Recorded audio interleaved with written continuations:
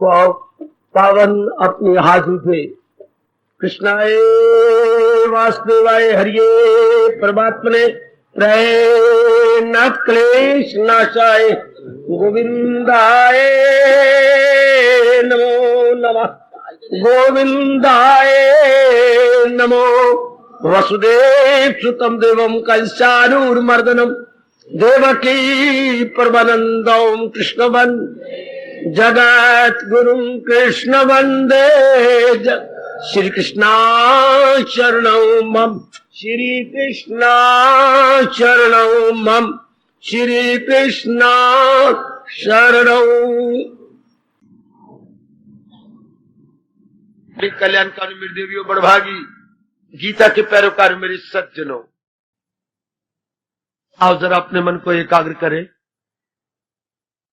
आज अपने भगवान जी की अत्यंत मधुर एवं कल्याणकारी सुनने से पूर्व आपकी मांग के अनुसार गायत्री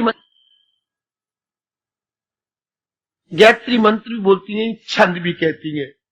वेदों का इसे सार भी कहा जाता है। इसकी बड़ी महिमा अपने शास्त्रों में आई है, लेकिन अफसोस की बात है जितनी महिमा हमने गाई उतना अपनाने की चेष्टा नहीं की। कोई वक्त ऐसा आ गया है कि बातें बहुत बनाई जाती हैं, अपनाया नहीं जाता। भगवान की इच्छा, कलयुग की इच्छा, समय की इच्छा, माया की इच्छा, मेरे पास और कुछ शब्द ही नहीं है। मैं अपना धर्म निभाता हूं। अब इसमें शुरू में इसके दो भाग है। शुरू में सृष्टिकर्ता और पालनकर्ता भगवान की महिमा गाई गई। गायत्री मंत्र या छंद में इसे भगवान जी की पहले महिमा गाई गई। जैसे ओम भगवान का पावन नाम, वेदों का हर मंत्र पहले हम पावन नाम भगवान जी का नाम लेके उच्चारण करते हैं। ये आप सब पहले मुझसे आपने जानकारी ले ली। ओम आगे भूर भवा स्व, ये तीनों लोकों का नाम है। ध्यान से सुन लेना। भुवरलोक, ओम भूर भवालोक और स्वरलोक, ये तीन लोक। जैसे हम मोटे तौर पर बोलते हैं देवलोक, मृत्युलोक और नीचे पाताल लोक।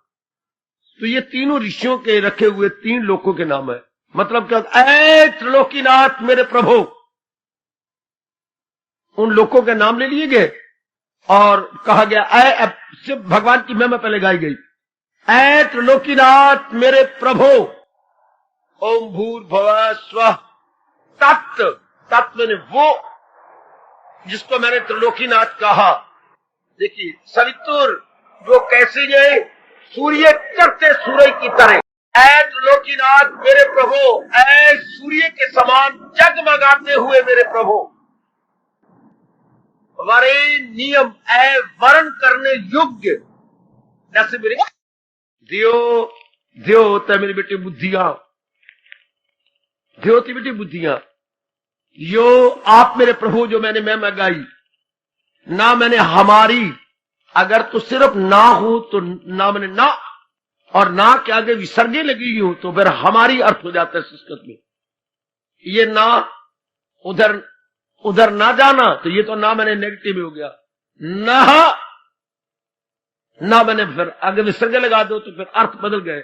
ना मैंने हमारी।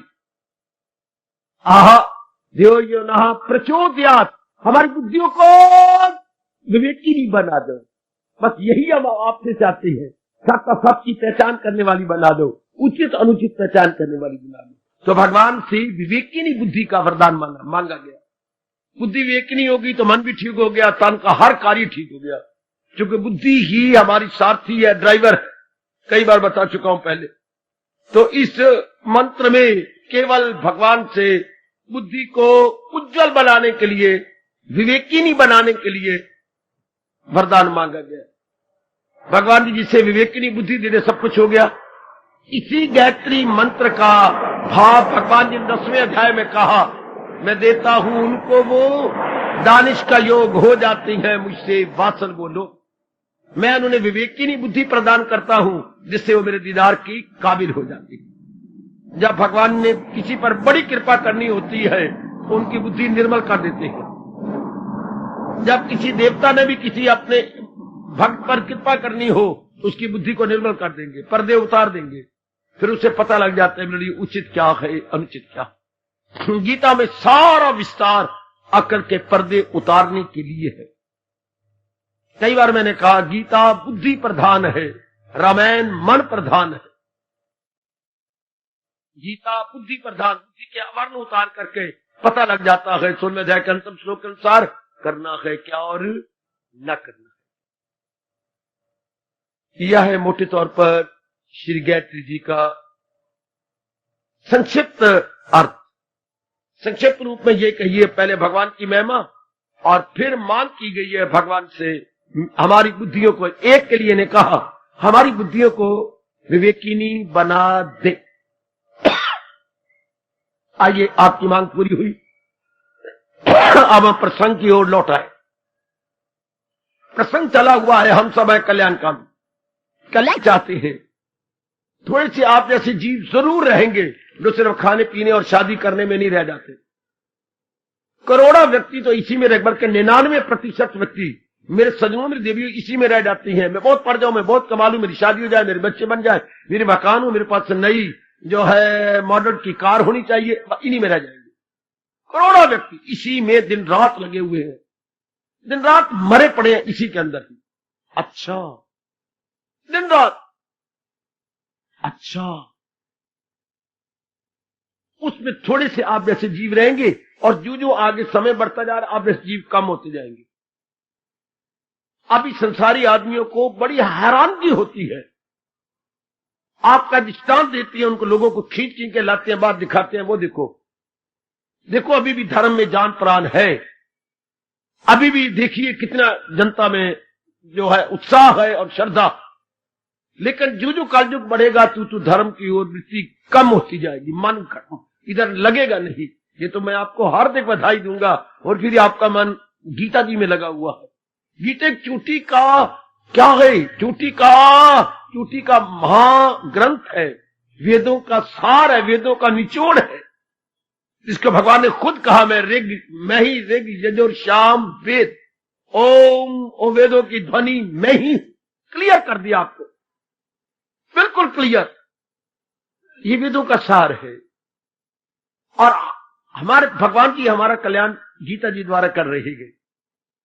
ये मैं और भी बधाई दूंगा कि इतना चोटी का शास्त्र, जिसके लिए भगवान कह रहे गए, नहीं शायद जहां में कोई ज्ञान सी करे पाक फित्र जो इंसान की। ज्ञान से बढ़ करके अंतःकरण को निर्मल करने वाला और कोई साधन था नहीं, है नहीं, होगा नहीं।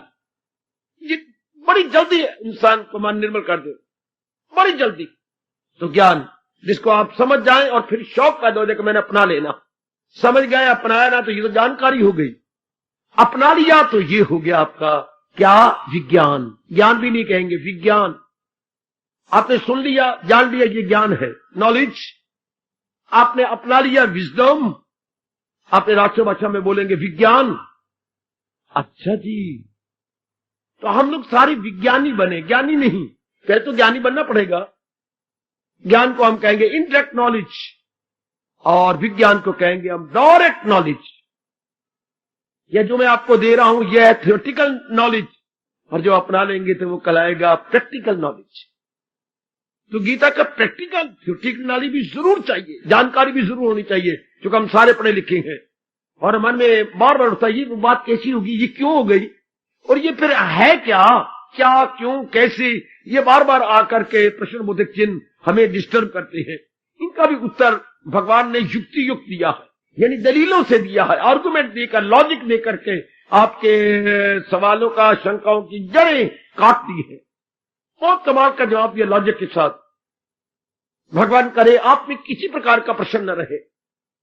जैसे मेरे प्रभु गीता जी में कह रहे हैं, शकूक अपने कर दे वो सब तार तार, सब शंकाओं की धज्जियां उड़ जाती हैं गीता के माध्यम से, गीता के जरिए से। बस मैं तो बार बार प्रभु से आपके हक में दुआएं करता हूं कि वो अपनाने का शौक आप में और भी पैदा कर दे कि मैंने अपनाना, मैंने जीवन में ढालना है। तो हमें कल्याणकामी, संसारिकता से तंग आया हुआ है मन, पढ़ के, धन कमा के, शादी कर ली, बच्चे बना लिए, छोटी मोटी इज्जत भी ले ली, गली महल्ले वाले जी भी करने लग गए, पर हमारे मन को तसल्ली नहीं। या मैं यूं कह दूं मेरी देवियों, हमारे मन में तृप्ति नहीं हुई। बिल्कुल तृप्ति नहीं, इससे तृप्ति हो ही नहीं सकती। मैंने कई बार कहा संसार अधूरा। खुश नसीब है वो मेरे भाई और खुश नसीबा है वो मेरी बेटी जो संसारिकता से दूर रहती है, और जिन्होंने जलील और खराब और बर्बाद होना हो, परमात्मा की कसम, वो ये मेंबर बनते हैं। जिन्हें अपने भविष्य को काला करना हो, हजारों आदमी की बात दुआएं लेनी हो, लानते लेनी हो, और अपने आप को अबाला में रखना निहायत मुश्किल कर देना हो, क्योंकि कहावत है जिंदे लगल पीछे चार कड्डन उन्नू शहरू बार। तो यूं तो सैकड़ों आदमी बार इनके पीछे लग जाएंगे। आप मेरे शब्दों को ले लेना, अगर गलत हो तो मुझे मेरे खिलाफ मुकदमा करना कचहरी में जाके। जिन्होंने अपने भविष्य को गंदा करना हो वो एमएलए बने, वे एमएलए के होप करें, ये जैसे कमेटी के ये छोरे बने हैं, ये सारे अपने भविष्य को काला कर रहे हैं। इनके लिए बालों में रहना ही मुश्किल हो जाएगा। थोड़ी बहुत ये शांति हमेशा के लिए खत्म हो जाएगी। और फिर इन मूर्खों ने नारी को भी खड़ा कर दिया और नारियां भी खड़ी हो गई। अपना भविष्य अपने श्रीमान का रहना भी मुश्किल कर देंगी। क्यों? साधन तो थोड़े हैं, कमेटी बहुत ही गरीब है, लोगों की मांगे आकाश को जा रही है, हमारी गली का ये कर, हमारे वो कर, वो कर, इतना धन नहीं, नाराज नाराज नाराज। उस वक्त तो आ गई आई लेन वास्ते वोट। अब जब आने है तो कहती के करा, तो उस वक्त क्यों नहीं कहा के करा? ऐसे दुश्मन बन जाएंगे इनके कि इनका रहना मुश्किल। ये क्यों? संसार से तृप्ति हो ही नहीं सकती। ये तो मूर्ख है अपनी जो जो मेरे पास आया मैंने स्पष्ट उसे कहा, क्यों अपने भविष्य को काला कर रहे? चले एक बार काला करके वेख ही नहीं। आओ, ये उनके जवाब है, मैं आपको कह रहा हूं। क्यों अपने भविष्य को खराब कर? चले एक बार खराब करके वेख लेने हैं। ये एक बारी ना प्रकृति ने इनको कानों को हाथ लगवा के गिन गिन लकीरें निकलवाएंगे कि संसार से तृप्ति होनी नहीं। एक आदमी पिता अपने परिवार के सारों को खुश नहीं कर सकता, तो एक आदमी गली मोहल्ले वालों को कैसे खुश करेगा? निहायत मुश्किल। 5-6 को हम घर में खुश नहीं कर सकते।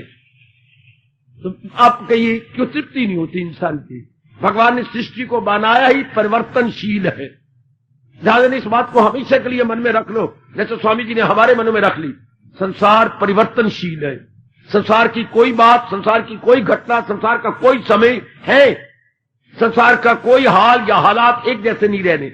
इनमें परिवर्तन आएगा। परिवर्तन हमें गवारा नहीं होगा, जीव रोता ही रहेगा, शिकवे ही रहेंगे इसके होंठों में। ऐसा क्यों हो गया, वैसा क्यों हो गया, मेरी मां को बीमारी क्यों लग गई, मुझे क्यों बीमारी लग गई, फलाना नाराज क्यों हो गया, फलाना मेरे अनुकूल क्यों नहीं रहा, हमारे घर में धन बहुत आता था, अब रोटी की भी कमी रह गई, कारोबार बड़े अच्छे चलते थे, अब पता नहीं क्या हो गया, लड़की बड़ी अच्छी ब्याही थी, अब पता नहीं क्या हो गया, लड़की को 8 साल हो गए, उनके घर औलाद ही नहीं होती। पिटते रहेंगे, रोते रहेंगे, हालात खराब होती। संसारिकता से कोई भी शांत होके नहीं रह सकता, शांत होके नहीं जा सकता। करोड़ों अरबों की बात हमारे प्रभु जी ने बता दी, रहे जिसका दिल रूह से मुतमईन। अगर मुतमईन होना, तृप्ति होनी है, तो वो आपकी तरह भगवान के प्यारे बन जाएंगे। लेकिन बहुत थोड़े जीव ऐसी होती। नारी चोले में तो बहुत थोड़ी, चूंकि मन और तन दोनों भगवान ने नरम बनाए। ना आपको गर्मी सुखावे, ना आपको सर्दी सुखावे, ना बहुत इज्जत सुखावे, ना बहुत कटाक्ष या मान अपमान सुखावे। तो फिर आपको क्या सुखावे? नहीं, किसी भगवान ने एक विचित्र जीव बनाया नारी के रूप में। कोई भी चीज आपको नहीं सुखाती, कोई भी। हर बार बढ़िया से बढ़िया कपड़े आप पहन ले तो चांदन को उकता जाएंगे, ना आपको मिले तो आप उकता जाते हैं। बस ये तो शुक्र मनाओ आप क्या, और घी के दीपक रोज जलाओ 1-1, 2-2, कि आपको गीता सुखा गई, आपको मेरी भगवान की वाणी सुखा गई। सजनों, घोर कलयुग आप ग्रस्ती है, मेरे विरक्ति नहीं है, जिम्मेवारियों में है, फिर भी मेरे भगवान की वाणी आपको बहुत प्यारी लगने लगी, आपके अनुकूल बैठ गई। आपका रोम रोम कह सकता है, मेरे मालिक मुझे रास आ गया है, तेरे दर पे सर झुकाना, तुझे मिल गया पुजारी और मुझे मिल गया ठिकाना, मुझे शांति का ठिकाना मिल गया और तुझे तेरा सच्चा पुजारी मिल गया, तेरा अनुयायी मिल गया मेरे दाता, तेरा फॉलोअर तुझे मिल गया और मुझे शांति का घर मिल गया, मुझे शांति का ठिकाना मिल गया, मुझे रास आ गया है तेरे दर पे सर झुकाना। ये तो आप गाया करो, वो तो एक रिकॉर्ड ऐसे ही गा रहा था रुपए कमाने के लिए। सही रूप में ये गीत आप पे लागू होता है। मुझे रास आ गया है तेरे दर पे सर झुकाना, ओ मेरे कृष्ण ओ मेरे इष्टदेव, तुझे मिल गया पुजारी और मुझे मिल गया ठिकाना। यह है शांति का ठिकाना जो आप सबको मिल गया। भगवान करे अब ये पक्का हो जाए। That must prove stabilized. That must prove permanent and eternal. परमात्मा कृपा करे ये आपके लिए परमानेंट साबित हो जाए। और जो गीता जी से तसल्ली नहीं होती, पेट मरे उसे कहीं तसल्ली हो ही नहीं सकती। ये ऐसा महाशास्त्र है जो इससे खुश नहीं होता वो कहीं भी खुश नहीं हो सकता। अब हम हैं कल्याणकामी, चारों ओर से उकताए हुए हैं। आजमाया है हमने, सुनी सुनाई बात हमने आजमा चुके हैं। लेकर खाकर पढ़कर इज्जत लेकर पत्नी लेकर पति लेकर बच्चे लेकर ये सब हमने देख लिया। श्रीमान लेकर, श्रीमान की रिश्तेदारियां लेकर, अपनी रिश्तेदारी लेकर उकता गया हमारा मन, बिल्कुल ही उकता गया। इसलिए अब चारों ओर से जब जीव उकता जाता है क्या होता है, दो में से एक बात हो जाती है, या तो आत्महत्या कर लेती है या फिर इधर क्या शरीर की हत्या ना करके हत्या आप भी कर रही हैं, मन की हत्या कर रही। हत्या ये भी है, वो शरीर हत्या जिसे हम आत्महत्या बोलती हैं, ये मन हत्या। किसके द्वारा? वो शरीर हत्या करते हैं रेले पे सिर रख के या रस्सी गले में लटका के या जहर खा के। और ये किसकी हत्या? और ये मन की हत्या किसके द्वारा? भगवान के ज्ञान के द्वारा। है अभ्यास और वैराग में कमाल, दिला जाए काबू में कुंती के लाल। हत्या ये भी हो रही है, जिनका मन चारों ओर से तंग आ जाएगा क्या करेंगे? हत्या करेंगे। किसकी? या शरीर की। हिंदुस्तान में आत्महत्याएं बढ़ती जा रही हैं। नंबर 2 पे अमेरिका, नंबर 1 पे अमेरिका, नंबर 2 पे नंबर 2 पे हमारा है भारत, नंबर 1 पे अमेरिका। बड़ी आत्महत्या है, इंसान तंग आ जाता है। आप मन की हत्या कर रही हैं, इससे मेरे भगवान बड़े खुश होते हैं। शरीर की हत्या करने के बजाय इसके तो दोषी कौन ही? दोष तो अंदर वाले का है, जो कभी खुश कभी उदास, कभी हंसना कभी रोना, कभी गमगीन हो रहना। ये कौन? शरीर थोड़ा, मन। कभी रोना कभी हंसना कभी गमगीन हो रहना, ये किसका काम है? मन का। आप उसी की आप हत्या कर रही है। शाबाश, उसी का हत्या का मतलब भगवान जी के साथ में तलीन कर रही है। मन नाम ख्यालों का है, एक ही ख्याल में हम टिक जाएंगे तो ही तो बाकी सब चीजें नाशवान। जो मन लोफर बन के इन चीजों के लिए लट्टू हो रहा था, चीजों के लिए दीवाना हो रहा था, अब नहीं। दुनिया वही है, माया वही है, संसार के प्राणी पदार्थ वही है, लेकिन चाहने वाला वो नहीं। जैसे किसी ने, मेरे स्वामी जी ने कहा था, अनाज मंडी या बाकी मंडियां वही होती हैं, हाँ, लेकिन क्या क्या क्या क्या गाह की कुछ ना लेवे तो दलाल क्या करे? अब गाह के की डिमांड ही कोई नहीं। गाह की कुछ ना लेवे तो दलाल क्या करे? दुनिया तो दलाल है, हम गाह की नहीं रहे इसकी, अर्थात हमारी डिमांड ही नहीं रही। क्यों? हमें कुछ अपना तजर्बा है, कुछ भगवान पर पूर्ण विश्वास है कि अनित्य व सुखम, ये चीजें अनित्य है और मेरी तसल्ली कर ही नहीं सकती। मेरी ये बेवकूफी थी जो मैं दुनिया पर लट्टू रहा और इनकी डिमांड करता रहा। ना, नो मोर डिमांड, नो मोर सप्लाई, माइंड नो मोर। याद रखना, अगर आपकी डिमांड ही कोई ना हो, मन मर गया। वाह वाह, मन 40 शेर का मन तब बनता है जब आपको चाहे, चाहने से राग और द्वेष हो जाता है, जिससे वासना कामना खड़ी हो जाती है, यह मन हो गया। संसार की असलियत जानी, हमारा मन खट्टा हो गया। हमको चाहते नहीं तो मन वही खत्म है।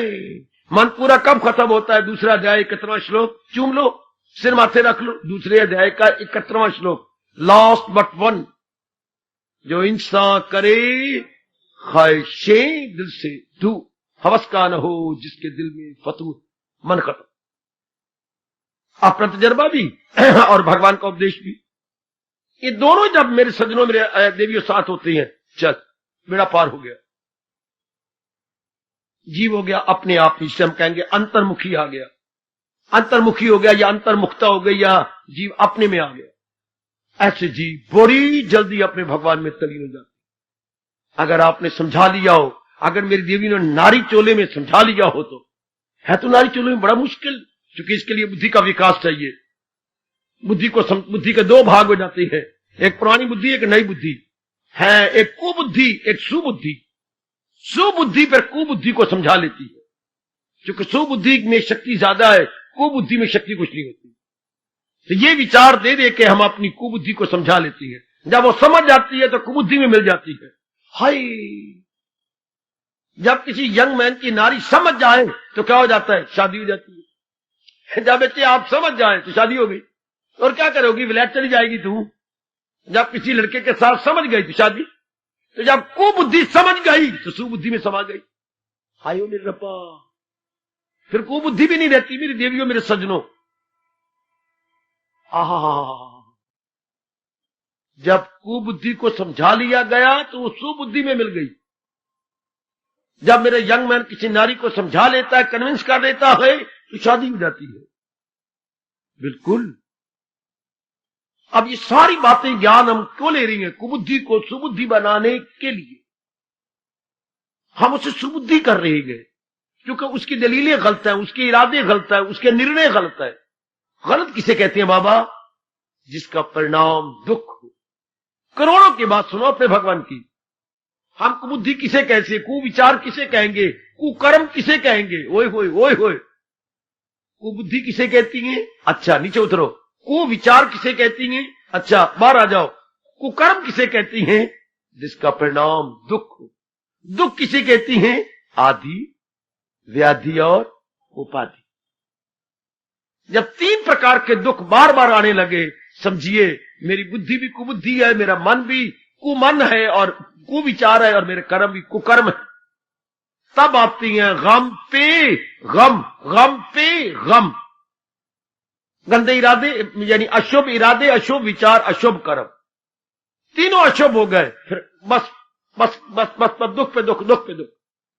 भगवान खुद कहती हैं गम बेहिसाब उनको दिन हो के रात। तब समझिए कि मेरे बुरे दिन आ गए। और व्यास जी क्या कह गए? विनाश काले विपरीत बुद्धि। जब किसी के नष्ट भ्रष्ट होने के दिन आ जाते हैं, उसकी बुद्धि उल्टे सोचती है, उल्टे करती है, हर बात उल्टी। ये आपके देखिए 17वां अध्याय, हर बात उल्टी, हर एक में फतूर, तमोगुण वही अक्ल है दिल से। हर बात उल्टी, इरादा उल्टा, विचार उल्टे, कर्म उल्टे, पहनना उल्टा, यार दोस्त उल्टे, सब उल्टे उल्टे उल्टे। मानिए बुरे दिन आ गए। खाना पीना गंदा, विपरीत। हमारा शब्द है विपरीत, बिल्कुल ही विपरीत हो जाता है। फिर मैं मुबारक दूंगा, आपकी सब विपरीत बातें अच्छी होती जा रही है, शुभ होती जा रही है। शाबाश। पहले आपका सोना ही मिट्टी होता जा रहा था, वो मुझे भगवान की कसम है, आपकी मिट्टी ही अक्सीर होती जा रही है। आपकी मिट्टी अब सोना होती जा रही है। पहले सोना भी मिट्टी होता जा रहा था, अब मिट्टी भी आपके लिए सोना होता जा रहा है। पहले चेहरे पर हमेशा ही कालीमा छाई रहती थी, अब चेहरे पे हमेशा लालिमा है, प्रसन्नता है, गदगद है। पहले मन बेचैन और बेकरार था, अब मन टिका हुआ है, ठहरा। परिवार वही, सदस्य वही, गली वही, मोहल्ला वही, अंबाला वही। हाँ, लेकिन आपके इरादे वो नहीं, आपके विचार वो नहीं, आपकी क्रियाएं वो नहीं। अजी नहीं, आपका दृष्टिकोण ही बदल गया। पहले हमारे दृष्टिकोण में जहान की प्रधानता थी, अब हमारे दृष्टिकोण में भगवान की प्रधानता।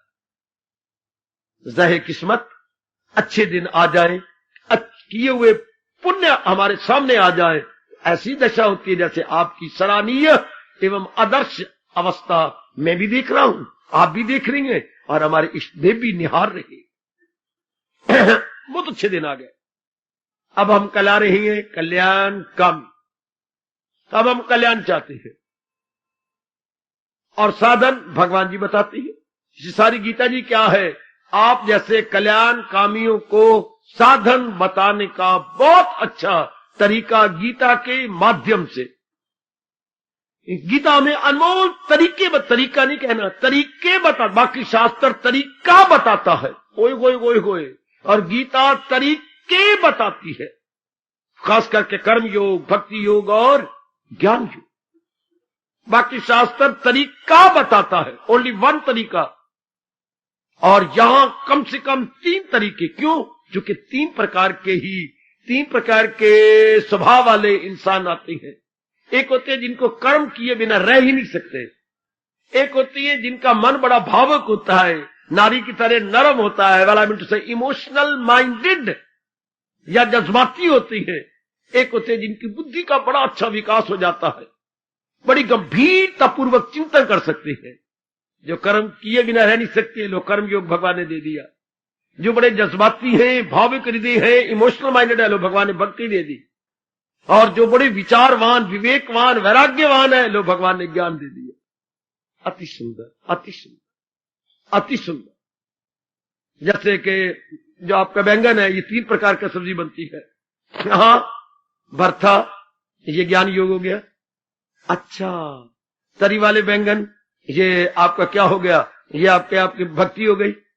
और रायता, ये आपका कर्म योग हो गया। बैंगन की 3 सब्जियां बनती हैं। हाँ, रायता बना लो, तरी वाले बैंगन बना लो, या भरथा बना लो। इसी तरह भगवान का उपदेश 3 भागों में बट गया। जो कुछ किए बिना रह नहीं सकते, कर्म योग ले लो, तर जाओ। जो जज्बाती हैं, एकांत में बैठ करके भजन करना चाहते हैं, भक्ति ले लो। और जो विचारवान, विवेकवान, वैराग्यवान है, लोग ज्ञान ले लो।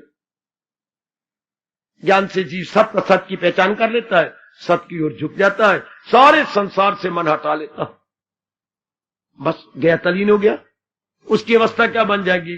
ख्याल उसकी मन में विसा गया, भगवान की जात में तली। इसलिए गीता को शास्त्र न कह के महाशास्त्र कहती है, क्योंकि हर एक जिज्ञासु का घर पूरा कर देता है, हर एक जिज्ञासु का। इसलिए हमें नाना प्रकार के साधन मिलने हैं। हमने अपने स्वभाव अनुसार भक्ति योग ले लिया। भक्ति में ज्ञान भी है, कर्म भी है, लेकिन भक्ति की प्रधानता रहेगी। ज्ञान और कर्म गौण रहेंगे, सेकेंडरी रहेंगे।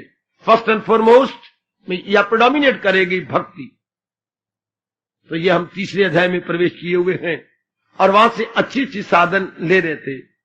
कल हमारे भगवान जी ने साधन बताया, जो महाराज जी के उपदेश में पूरी श्रद्धा रखता है। पूरी श्रद्धा मतलब होता है इसके बिना चारा ही नहीं। पूरी श्रद्धा का मतलब जैसे आप सबके मन में समाया हुआ था, पढ़ाई के बिना चारा ही नहीं। दिन रात एक कर दिया आपने, फिर आप कठिनाई को भी कठिनाई नहीं समझते। जब पूरी श्रद्धा हो जाती है मेरे सज्जनों, मेरी देवियों, तो कठिनाई कठिनाई नहीं, सर्दी सर्दी नहीं, गर्मी गर्मी नहीं, अपमान अपमान नहीं है। घंटों आप पढ़ती हैं तो कभी नहीं कहते कि हम साई रात जागते हैं। किसको कहे? कोई किसके बिना चारा ही नहीं। श्रद्धा में इतनी ताकत है कि कठिनाई कठिनाई महसूस ना हो। यही श्रद्धा आपने उल्ट के इधर ले आनी है कि भगवान की वाणी के बिना चारा ही नहीं कि मेरा कल्याण कर सको। चूंकि हम कल्याणकामी है और कहीं मन लगता नहीं, चारों ओर लगा के देख लिया, उखड़ जाता है मन। चूंकि क्यों उखड़ गया? चूंकि हालात एक जैसे नहीं रहते, न शरीर के एक जैसे रहते हैं, न मन के रहते हैं, न बुद्धि के रहते हैं, न परिवार के रहती हैं। जिसके साथ ही आपने दिल लगाया या उम्मीदें रखी, चोट खाई। जिसके साथ ही आपने दिल लगा के उम्मीदें या आशाएं रखी, बड़ी चोट लगी आपको, बड़ी चोट लगी है। क्योंकि हालात बदल जाती हैं ना, जिनसे उम्मीदें रखती हैं वो ना उम्मीदें बदल जाती हैं, आशाएं निराशाएं बदल जाती हैं, एक जैसी रहती ही नहीं। पहले तो बड़ी अच्छी रहती हैं, फिर उनमें परिवर्तन आ जाता है। संसार इसी को कहती है। अब जब चारों ओर से हट गया, शुक्र है हमने आत्महत्या नहीं की। क्या? हम ज्ञान द्वारा, भगवान के उच्च कोटि के विचारों द्वारा मन की हत्या कर रहे हैं। मन की हत्या का मतलब ये जो नाना प्रकार के संकल्प विकल्प उठते थे राग द्वेष वाले, वो खत्म कर रहे हैं। भगवान जी मन की हत्या करने में बड़े खुश होते हैं। संकल्प विकल्प, मन की आवारागर्दी बंद, संकल्प विकल्प बंद, राग द्वेष बंद। मन में राग द्वेष ना हो तो मन खत्म। टायर तो बताएगा मैं टायर हूं जब उसमें हवा भर दी जाए। मन बताता है तब मैं मन हूं जब इसमें विचार भर दी जाए, संकल्प विकल्प भर दी जाए। Then you can say here is a mind है। जब उसमें thinking, de thinking, rethinking आ रही हो, तब मन। तो गीता क्या ज्ञान क्या करता है? हमारी थिंकिंग बंद कर देता है। हमारा मन सेंट्रलाइज हो जाता है। मेरे सज्जनों, ओ मेरी देवियों, एक अपने मालिक में, एक अपने भगवान में। और जब किसी से हटता है तो क्यों? उसके अवगुण देखकर। बड़ी जल्दी हटाने का तरीका ये, चाहे वर्षों से नहीं जन्मों से मन लगा हुआ किसी में, अवगुण देखिए, वर्षों से जन्मों से मन लगता है और मिनटों में हटता है। कब? अवगुण देख करके। भगवान ना करे अब अपनी मां में अवगुण देखे, प्यार खत्म। प्यार बना रहता है किसी के साथ भी कब? जब आप गुण ही गुण देखते जाए। अगर आपने अवगुण देखा, प्यार खत्म, रिश्ता खत्म। वैसे कोई रिश्ता नहीं कि रस्सियों के साथ आप बंधे हुए हैं। हाँ, क्या गुणों ने हमें एक दूसरे को बांध रखा है। गुण क्वालिटीज भी कहती हैं, गुण का नाम रस्सी भी है संस्कृत में है। गुण मीन क्वालिटीज, गुण मीन्स रस्सी। अच्छा, तो हम गुणों से बंधे हुए एक दूसरे में गुण देख के। भगवान जी कहते तो उन्हें बेवकूफी की जो मां में गुण देखे। मां में गुण देखते हुए ये कहना था, मेरी भगवान की कृपा, कितनी कृपा है जिन्होंने मेरी मां जी में ये गुण दिए। क्योंकि गुणों का घर तो भगवान जी है। गुरु का घर प्राणी नहीं, गुण आए कहां से? भगवान जी से। क्योंकि सोर्स ऑफ क्वालिटीज भगवान जी। याद रखना मेरी देवी 10वां अध्याय। गरज जानदारों में जो है सफात है, उन सब का मंबा मेरी पाकीज़ात। गुणों का जैसे जैसे किरणों का घर सूरज देवता। बेटी, किरणों का घर, शौओं का घर कौन? सूरज। इसी तरह गुणों का घर कौन? भगवान जी। खबरदार देवी देवता न कहना। देवी देवताओं में कुछ खास खास गुण भगवान ने सेवा लेने के लिए भरे हैं। शाबाश शाबाश शाबाश। जैसे आपके बड़े भैया के पास 10,000 रुपया था, आपने उसे 100 रुपया मांगा, 100 रुपया देने, मैं नहीं देता। क्यों नहीं देता? भैया मुझे जरूरत है, बड़ी जरूरत है मुझे, 100 रुपये, मैं नहीं देता है। क्यों? तीसरी बार आपने फिर उसे फटकार दिया। मैं कहता न मांग मेरे से, मैं नहीं देता। क्यों नहीं देता? तेरे मेरे पिता एक नहीं है, तो ये कमाई मेरे बाप की कि तेरी है? बोलना। तूने कमाया भी, एक देना नहीं कमाया, तो ये तो बाप की कमाई है ना। तो उसमें से मैं उसकी लड़की नहीं है, तू उसका बेटा नहीं है ना। सिर का ले 100 रुपया, ले जा, है शाबाश, मिल गया 100 रुपया। क्योंकि दलील जो आपने ऐसी दी कि तेरी कमाई है, एक निकट्टू, ये हमारे बाप की कमाई है। तो जो कोई मान करे कि ये मेरे गुण है, खबरदार, ये तुम्हारा गुण नहीं, भगवान ने अधिकारी समझ के आपको ये गुण दिए, because you are deserving. So the blessed Lord Krishna bestowed these all qualities to you. हाय। अब फिर क्या होगा? शुरू में हमें माँ जी पिताजी जब ब्राह्मण बता देते कि गुरु का घर भगवान है, तो हम पिताजी में देखते तो बोलते यही, मेरे पिताजी के अच्छे भाग्य जो मेरे भगवान ने अधिकारी समझ के उनको गुण दिए हैं। जैसे बड़े भैया को अधिकारी समझ के पिताजी ने 10,000 रुपया दिया है कारोबार चलाने के लिए। तब बहन उससे मांग रही है कि ये कमाई तो पिताजी की है ना। हाँ, तो भगवान कहते जहां भी गुण देखो वो मेरे दिए हुए हैं। तब क्या होगा? हमारा मन मोह न करता, प्रेम करता हर एक के साथ।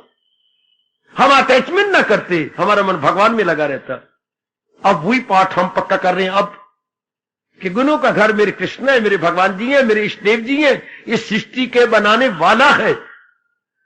ये अब जब भाव रखेंगे, बस जीव मालिक में रहेगा।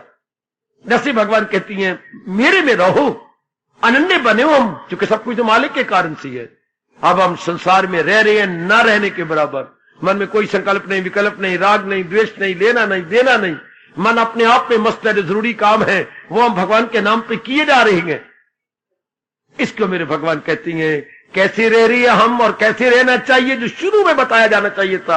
अब पता लग रहा है कमल के न पत्ते पे ठहरे। अब हम कमल के फूल की तरह सृष्टि में रहते हुए न रहने के बराबर।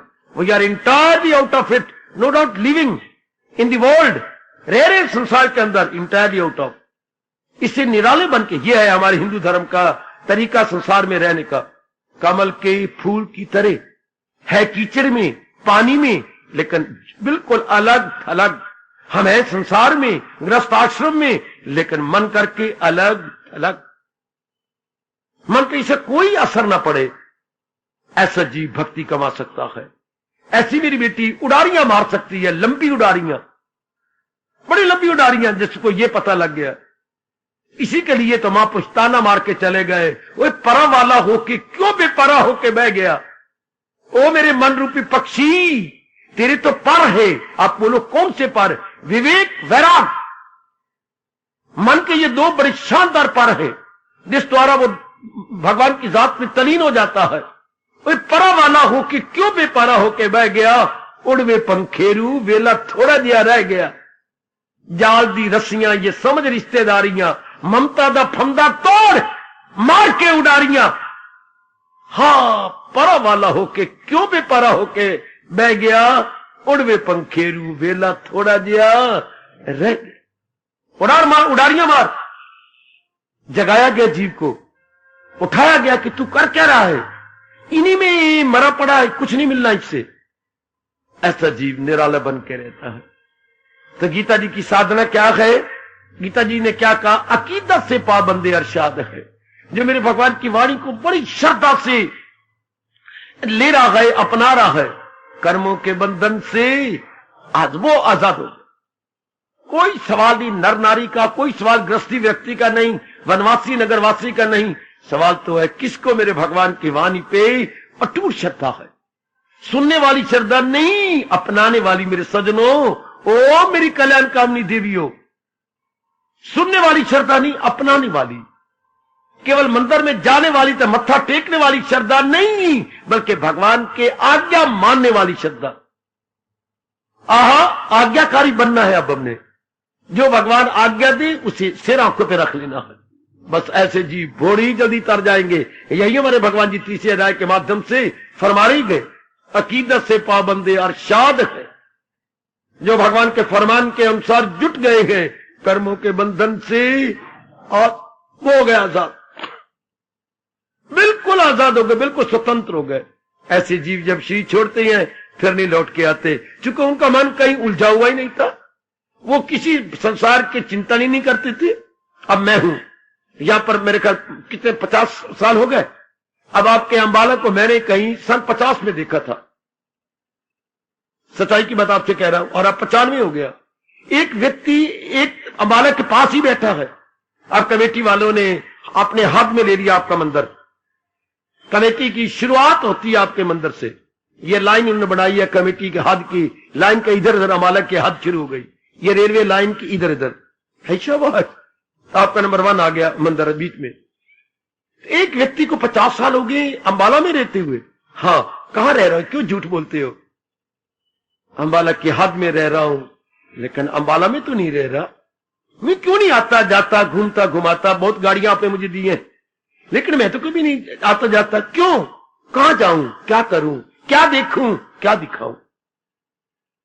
और खुद विचार कीजिए, ऐसे व्यक्ति कहां जाए, क्या देखे, क्या दिखाए, किस कमी को पूरा करने के लिए कहीं जाऊं? क्योंकि जब भी हम कहीं जाते हैं तो किसी कमी को पूरा करने के लिए, याद रखना 2 बातें।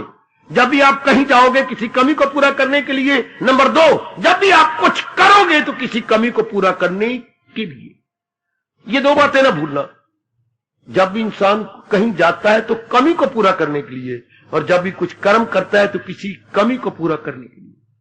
और जब भगवान की कृपा से जीव अंतर्मुखी हो जाए और शांत होना शुरू हो जाए, कहां जाएगा, क्या करेगा? उसके लिए तो एक ही फरमान भगवान का लागू होता है, हजूमे खलाइक से होना नफूर, अलग रह के महसूस करना शुरू। अलग रह के। अगर बच्चे के मुंह में आप वो दे दो, वो रबड़ की बनी हुई चूसनी, तो अगर आप अपने काम करते रहो, वो यही समझा मां मुझे दूध पिला रही है। आप अपने घर के धंधे करते रहो, वो चूसनी से तो थोड़ा रस आता रहे, तो उसमें भरी होती है ये शहद, ये माखी, वो थोड़ी शहद आती होगी, उसमें बूंद आती होगी, वो यही समझता है मैं दूध पी रहा हूं, उसी में रस लेता रहता है, करते रहो सारे काम। पर अगर चूसनी आपने ना दी, बात बात में रोएगा, आपको हिला देगा। चाहे आप आटा भी गूंथ रही होंगी तो बच्चे को उठा के अपनी गोद में रखेंगी, आटा भी गूंथो और बच्चे को रखो।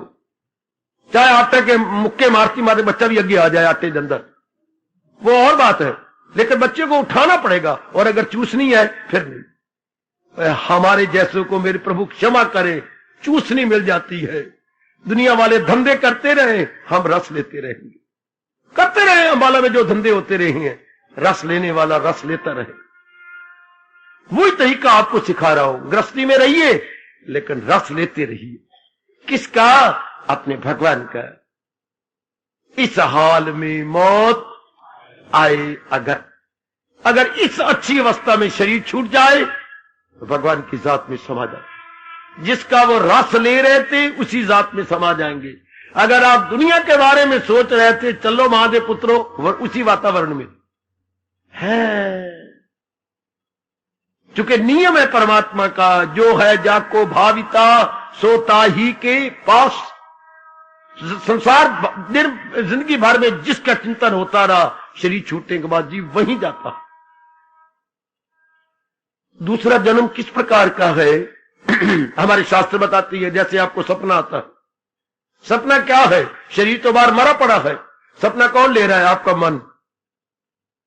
बिल्कुल सपना आपको समझा देता है कि अगला जन्म कैसे होगा।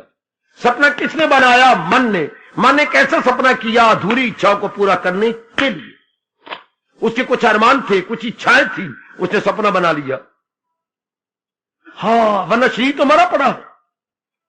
शरीर तो बाहर है और अंदर का सूक्ष्म शरीर अलग सपने, गलियां बनाए बैठा है, मोहल्ले बनाए बैठा है, महादेव स्कूल बनाई बैठा है। स्कूल और नहीं शादी होती जो लड़की बनाई बैठा है, लड़की साथ शादी कर बैठा है। वो लावा फेरे हो रही है, वो धीर पिटे मुंह, हालांकि मंगनी भी नहीं हुई, लेकिन जागृत अवस्था में अभी माँ बाप उसके मानते नहीं। सपने में सब कुछ कर लिया। सपना कैसे होता है? जैसे जागृत अवस्था में अरमान होते हैं, अधूरी इच्छाएं होती हैं, सपना वैसे आता है। और जिनकी कोई इच्छा नहीं, कोई राग द्वेष नहीं, नो मोर सपना, बल्कि क्या आएगी? सुषुप्ति, डीप स्लीप, गहरी नींद उनको आ जाती है। इनकी कोई अरमान नहीं, कोई इच्छा नहीं। और जिनकी इच्छाएं हैं उनके सपने इस तरह अगला जन्म। सपना क्या? जिनके सपने वो अगले जन्म की बात है। जन्म भी हमारा ऐसे ही होता है। शरीर छूट जाता है लेकिन सूक्ष्म शरीर बाहर निकल जाता है। एक तन में दाखिल और एक सी साथ अपने ले जाए, मन और हवास। अब ये जन्म लेगा। ऐसी बातों पर विचार किया करें, ऐसे रहस्य पर विचार किया करें।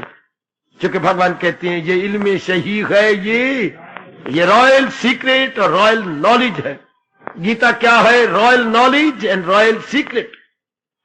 ये चोटी का ज्ञान और चोटी का राज है, जिस पर मैं एकांत में बैठ के विचार करना चाहिए। और जो मेरे भगवान की वाणी में लग गई हैं या लग गए, तर गए। बड़ी पूरी श्रद्धा कि मेरा कल्याण इसी तरीके से हो जाना है। मेरा कल्याण भगवान जी की वाणी से ही हो जाना। बस तर गए हो मेरी देवी, हो तर गए। ऐसी मेरी बेटियां तर गए। उसी को सुनेंगे, उसी को विचार करेंगे, उसी को मनन में लाएंगे, उसी को अपनाने में शौक दिखाएंगे, अपनाने के लिए अपने इष्ट महाराज जी से प्रार्थना करेंगे। बस फिर धीरे करके उसी में मन लग जाएगा, उसी रंग में रंगा जाएगा। हो गया कल्याण जीव का। और हम हैं सबके सब कल्याण कामी। सब जितनी उपस्थित मेरी देवियां और मेरे सज्जन बैठे हैं, सब हम कल्याण चाहती हैं। लेकिन कैसे? भगवान जी के ज्ञान के द्वारा। जैसे आप सत्संग भवन में भगवान की वाणी सुनना चाहती हैं तो कैसे आए? कोई पैरों द्वारा, कोई साइकिल द्वारा, कोई स्कूटर द्वारा, कोई अपनी बस द्वारा है, कोई थ्री व्हीलर लेके आ गए हैं, कोई अपनी मारुति कार जो है लेके आ गए। कोई कैसे साधन बना रहे अपने अलग अलग साधन। कोई वैन लेके आ गए हैं, साधन अलग अलग है, हम एक ही भवन में पहुंच गए। इससे कल्याण करना है तो भगवान के ज्ञान के द्वारा। जो प्रभु ने ज्ञान दिया, हमने समझ लिया कि भगवान के ज्ञान के बिना मेरा कल्याण हो ही नहीं सकता। इससे श्रद्धा और भी बढ़ जाती है, हमारे मन की विक्षेपता बंद हो जाती है और मन उस एक इष्ट देव में लग के अपना कल्याण करता है। विचार करना, ऐसी आप अवस्था बना रही है ना, ऐसी इस साधन को आपने अपने जीवन में ढाल लिया है मेरी माताओं, मेरी कल्याण कामनी देवियों। इसको अपनाई जा रहे हो ना, इसे आपने अंदर ले आए हो ना, शाबाश। आइए जरा मेरे साथ। सत्संग में आना तो सीख लिया, अपनाना भी अब तो सीखेंगे।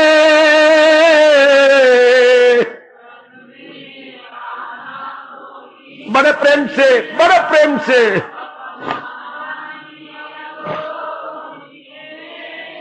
गीता का पढ़ना तो सीख लिया, गढ़ना भी अब तो सीखेंगे गीता। बहुत अच्छे।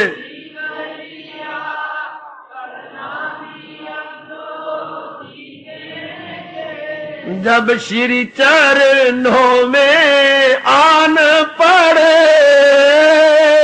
अब बंधन हमारे टूटेंगे। जब श्री चरणों में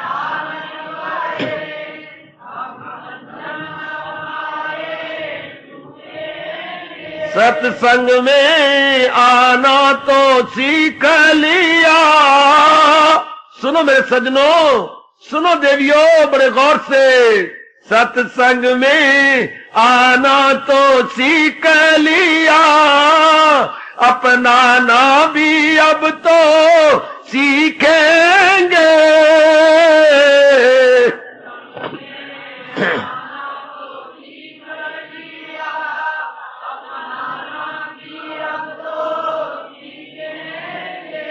गीता का पढ़ना तो सीख लिया, इष्ट देव गढ़ना भी अब तो सीखेंगे।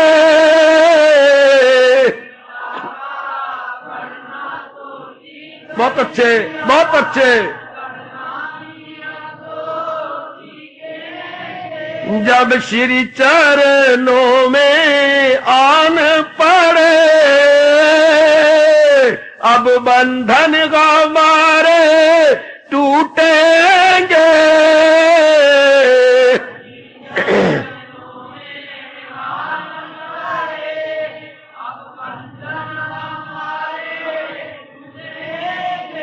अवश्य टूटेंगे, भगवान की कृपा से, श्रद्धा के प्रताप से टूटेंगे, अवश्य बंधन टूटे। हार्दिक धन्यवाद, हार्दिक आशीर्वाद। अब अपनी शहंशाह की आज आरती बड़े प्रेम और श्रद्धा से उतारे।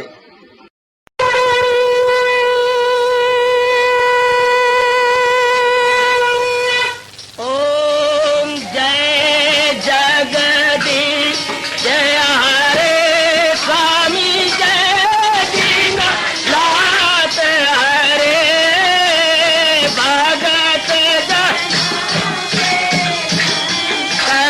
दास जनों के अवगुण